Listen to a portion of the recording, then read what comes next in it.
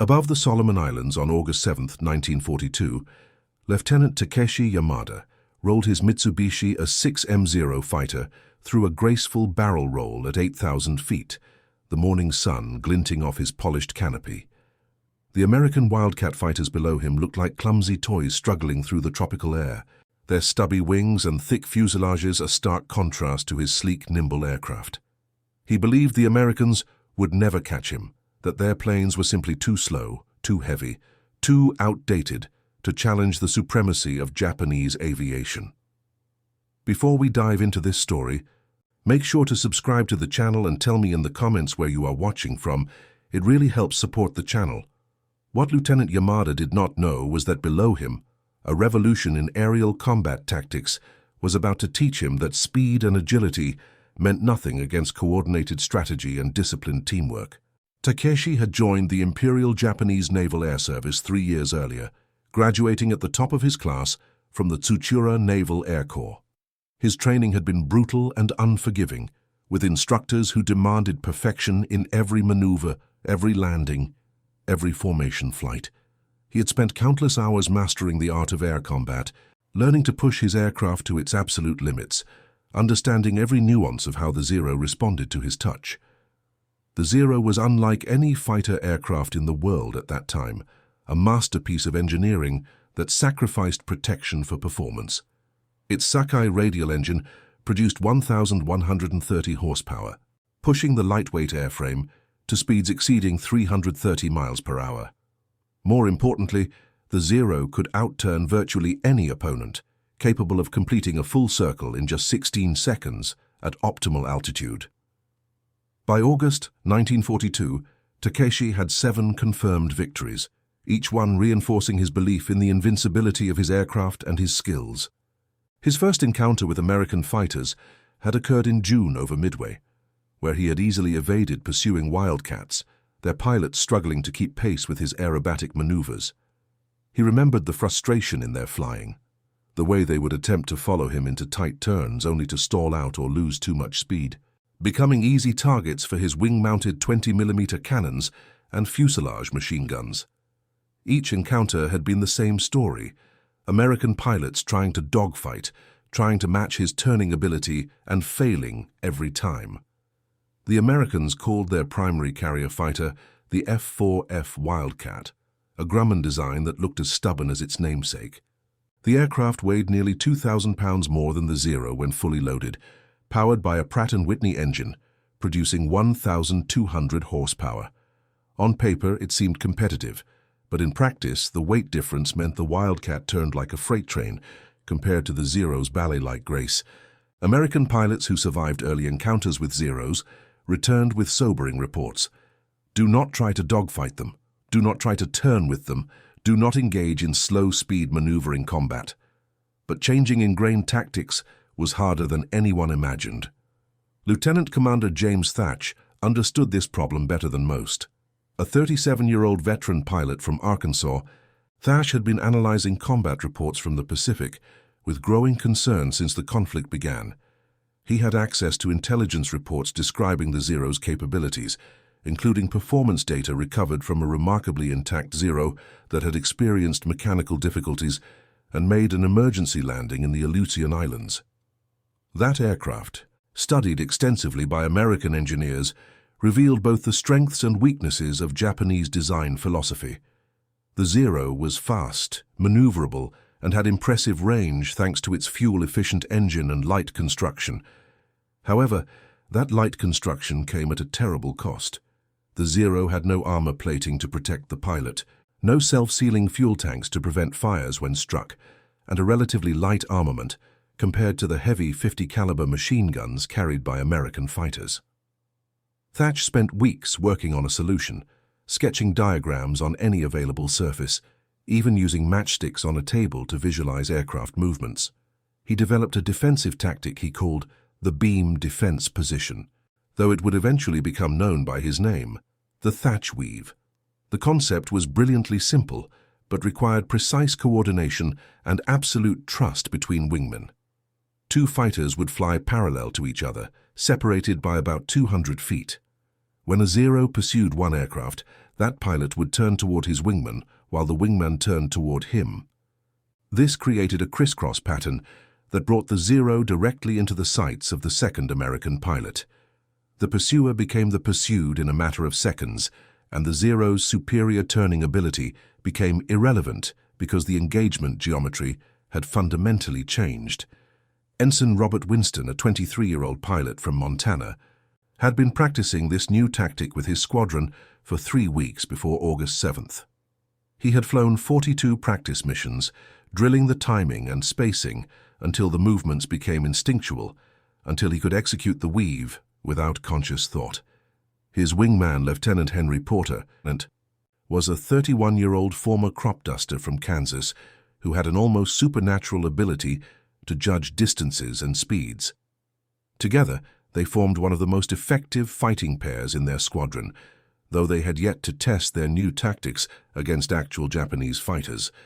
On the morning of August 7th, Winston and Porter launched from their carrier as part of combat air patrol over the newly established American positions on Guadalcanal. The invasion had begun just hours earlier, and Japanese response was expected at any moment. Winston felt his heart pounding as he climbed to altitude, the Wildcat's engine roaring with reliable power, the stick firm and responsive in his hands. He knew the statistics. Zeros had accounted for the defeat of dozens of American aircraft in the months since the conflict began. He knew that many pilots who encountered Zeros never returned, but he also knew that Commander Thatch's tactics gave them a fighting chance, a way to use teamwork and discipline to overcome individual disadvantage. Takeshi spotted the American fighters at 9:45 that morning, his sharp eyes picking out the distinctive shapes against the blue ocean below. He counted 4 Wildcats flying in a loose formation, apparently unaware of his presence above them. He smiled inside his oxygen mask, feeling the familiar surge of anticipation that preceded combat. His squadron leader, Commander Masao Sato, a veteran with 12 confirmed victories, signaled the attack approach via hand signals visible through the clear canopy. 6 Zeros would dive on the Americans from their superior altitude, using the sun to mask their approach, following the tactics that had proven so successful in previous engagements. The dive was exhilarating, the way it always was, the Zero accelerating smoothly as Takeshi pushed the stick forward and felt the G-forces press him into his seat. The wind noise increased to a howl, the controls stiffened slightly at high speed, and the American fighters grew larger in his windscreen with each passing second. He selected his target, a Wildcat flying on the right side of the formation, apparently unaware of the death approaching from above. At 2,000 feet of separation, Takeshi expected the Americans to scatter, to break formation and try to run or engage individually. But something different happened. Winston saw the Zeros the moment they emerged from the sun's glare, exactly as intelligence briefings had predicted they would. He felt a spike of fear but suppressed it immediately, focusing instead on his training and on Porter's aircraft flying 200 feet to his left. He keyed his radio transmitter, his voice steady despite his racing pulse, and called out the contact to his flight leader. Then he did something that every instinct told him was wrong. Instead of turning to evade, he maintained his course and speed, presenting himself as an apparently unaware target. Porter did the same, both pilots waiting for the perfect moment to execute their practiced maneuver. Takeshi lined up his shot, his fingers resting lightly on the firing triggers, the illuminated gun sight pipper centered on the Wildcat's fuselage. 500 feet, 400 feet. The American was flying straight and level, making no evasive moves whatsoever. 300 feet. Takeshi thought the pilot must be inexperienced or frozen with fear. 200 feet. He pressed the triggers, feeling the familiar vibration as his cannons and machine guns fired, seeing the tracers arc toward the Wildcat. But at that exact instant, the American pilot initiated a hard turn toward his wingman, while the wingman simultaneously turned toward him. The sudden maneuver caught Takeshi completely off guard. His rounds passed harmlessly through empty air, where the Wildcat had been a split second earlier. Before he could adjust, he found himself flying directly across Porter's nose, the American Wildcat's .650 caliber machine guns already tracking him. Porter's guns fired in a sustained burst, each weapon cycling at 800 rounds per minute, creating a storm of half-inch diameter projectiles that converged on the Zero's flight path. The heavy bullets struck Takeshi's aircraft along the left wing and fuselage, the impacts sounding like hammers striking sheet metal. The Zero shuddered violently under the hits, and Takeshi felt the aircraft yaw sharply to the left. White smoke began streaming from his engine cowling, and he immediately smelled fuel fumes in the cockpit. His aircraft was mortally wounded, the unprotected fuel tank ruptured. The engine already beginning to seize as internal components were damaged. He pulled up instinctively, trying to gain altitude, but the Zero was losing power rapidly. The propeller windmilled uselessly as the engine quit completely, and suddenly the only sound was the wind rushing past the canopy. Commander Sato and the other Zero pilots found themselves in a completely unexpected situation. Every time they pursued an American aircraft, another American would suddenly appear in a firing position. The Wildcats were not trying to dogfight or outturn the Zeros. Instead, they were flying these precise, coordinated patterns that turned every attack into a defensive trap. Sato had 3,000 hours of flight time and had studied every combat report from the conflict, but he had never seen anything like this tactic. The Americans were not playing to the Zero's strengths. They were creating situations where the Zero's advantages became irrelevant. Lieutenant Porter's victory over Takeshi was the first demonstration of the Thatch Weave in actual combat, but it would not be the last. Over the next 15 minutes, the coordinated American fighters managed to damage 2 more Zeros and drive off the rest without losing a single aircraft. Winston and Porter landed back on their carrier 90 minutes later, their aircraft pockmarked with a few minor hits, but structurally sound thanks to the Wildcat's rugged construction. They were met by Commander Thatch himself, who listened intently to their detailed description of how the tactic had performed under real combat conditions. Takeshi, meanwhile, had managed to glide his crippled Zero toward the Japanese-held portion of Guadalcanal, using every bit of his skill to maintain control of the dying aircraft. He came down hard in the jungle canopy, the Zero tearing through trees before smashing into the ground in a clearing.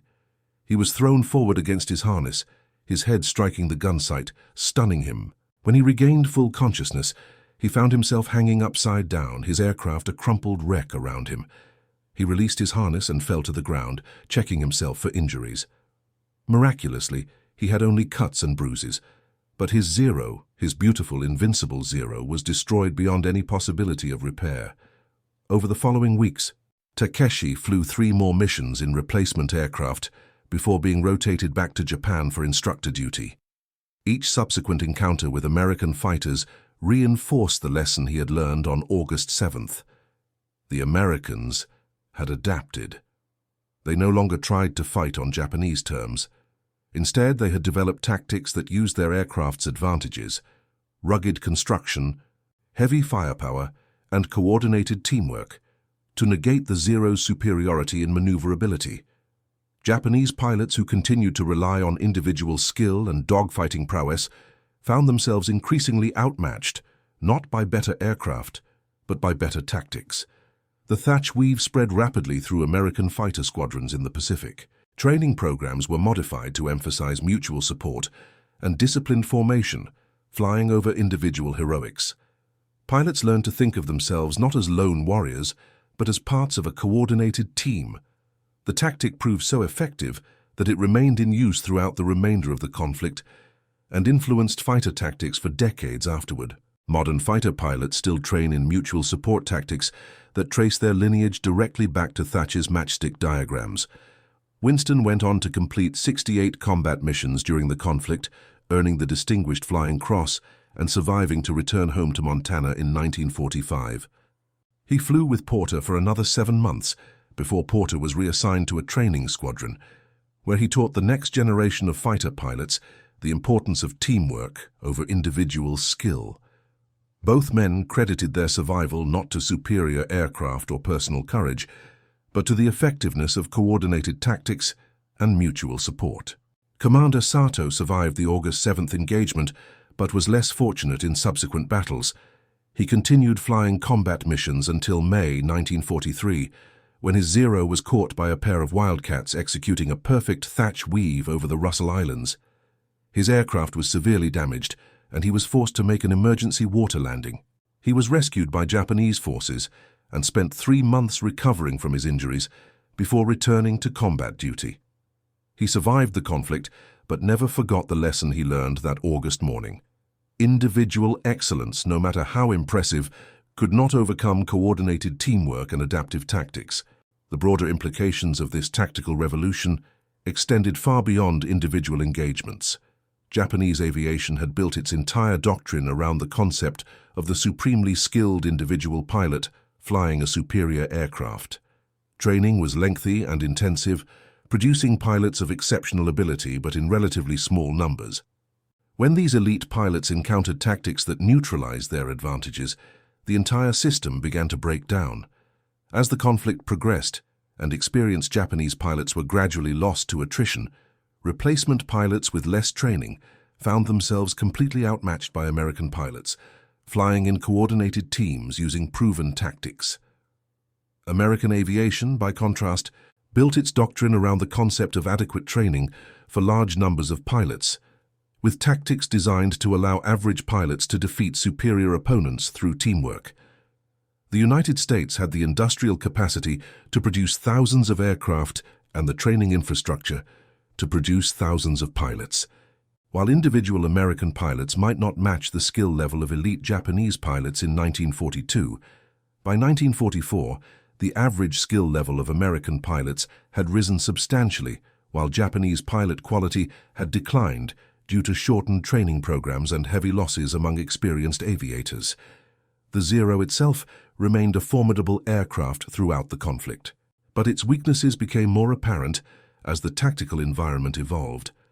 The lack of armor protection and self-sealing fuel tanks, originally accepted as necessary compromises for performance, became increasingly problematic as American pilots learned to maximize their firepower advantages.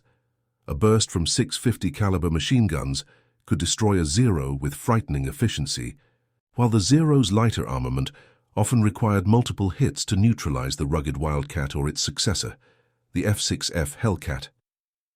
Takeshi spent the remainder of the conflict as a flight instructor at the Tsuchiura Naval Air Corps, training new pilots who would replace the losses in the Pacific. He taught them everything he knew about flying the Zero, about energy management and tactical positioning and gunnery. But he also taught them something else, something that contradicted the traditional emphasis on individual skill and aggressive offensive action. He taught them about the importance of mutual support, about never leaving your wingman, about understanding that the Americans had learned to fight not as individuals, but as coordinated teams. Some of the older instructors disagreed with this emphasis, seeing it as a betrayal of Japanese martial spirit. But Takeshi had seen the future of air combat on August 7, 1942, and he knew that individual heroism, no matter how brave or skillful, could not overcome systematic tactical advantage. The statistics tell the story of this transformation. In the first 6 months of the conflict in the Pacific, Japanese fighters achieved a favorable victory ratio against American opponents, with Zeros accounting for significantly more opponent aircraft than they lost. But by mid-1943, that ratio had reversed. By 1944, with the introduction of newer American fighters like the Hellcat and the widespread adoption of proven tactical doctrines, American fighters were achieving victory ratios of better than 10-to-1 in some engagements. This remarkable reversal was not primarily due to superior aircraft, though newer American designs did offer improved performance. Rather, it resulted from a fundamental shift in tactical philosophy, from individual combat to coordinated team tactics. The thatch weave itself evolved and expanded throughout the conflict. Pilots developed variations for different situations, including offensive applications that allowed aggressive pursuit while maintaining mutual support. The basic principle remained constant. 2 or more aircraft working together in a coordinated pattern could defeat superior opponents by creating tactical situations where individual aircraft advantages became irrelevant. This principle influenced not just fighter tactics, but broader operational planning, logistics, and training programs. Porter later wrote in his personal journal, which was preserved and eventually donated to the National Museum of the Pacific War, about the psychological aspects of this tactical revolution. He described how difficult it was initially to resist the natural instinct to engage in individual combat, to trust that your wingman would be where he needed to be, to maintain formation discipline even when every fiber of your being wanted to pursue an opponent independently. He wrote about how Commander Thatch had emphasized repeatedly that the tactic only worked if both pilots executed their parts with precision and trust, that any deviation or individual initiative would break the pattern and expose both aircraft to danger. The story of Takeshi Yamada and the birth of the Thatch Weave illustrates a fundamental truth about technological competition and military innovation. Superior technology alone does not guarantee victory. The Zero was arguably the best carrier-based fighter in the world in 1941, but by 1943 it had been relegated to secondary importance, not because it had gotten worse, but because opponents had developed tactics and techniques that nullified its advantages. This pattern has repeated throughout military history. The tank was countered by anti-tank tactics and weapons. The aircraft carrier was countered by submarines and guided missiles. Stealth technology has been countered by new detection methods and tactics. The human element remains central to this equation. Takeshi was an exceptional pilot by any measure, with hundreds of hours of training and 7 confirmed victories.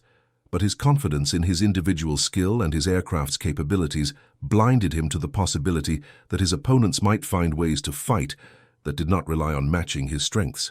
The Americans who developed and executed the Thatch Weave were not necessarily better pilots individually, but they were better organized, better trained in coordinated tactics, and more willing to adapt their methods to the realities of combat.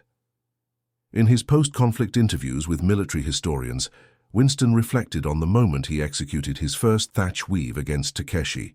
He admitted that he was terrified, that watching the Zero diving toward him while he maintained course and speed went against every survival instinct. But he also said that his trust in Porter, built through dozens of practice flights, gave him the confidence to execute the maneuver exactly as trained. That trust, that confidence in teamwork over individual action, was the real innovation that day above the Solomon Islands. The story of this tactical revolution spread beyond aviation into other aspects of military planning and operations. Naval commanders began emphasizing coordinated group tactics over individual ship actions. Ground forces developed infiltration tactics and combined arms approaches that emphasized coordination over individual unit capabilities. The entire American military doctrine evolved toward a systems approach that maximized the effectiveness of adequate equipment and adequately trained personnel through superior organization, logistics, and tactical coordination. For Takeshi, the experience of that August morning remained the defining moment of his service. In his later years, he occasionally corresponded with American aviation historians, sharing his perspective on the encounter and his subsequent evolution as an instructor. He acknowledged that Japanese training doctrine had been too focused on creating individual excellence at the expense of teaching coordinated team tactics. He expressed respect for the American ability to identify weaknesses in their approach and develop solutions quickly and effectively. He recognized that the lesson he learned, that coordinated teamwork beats individual excellence, was a lesson that applied far beyond aviation, far beyond military service, into every aspect of human endeavor. The Zero itself continued to fly in various capacities until the final days of the conflict, with some aircraft surviving in museums and private collections to the present day.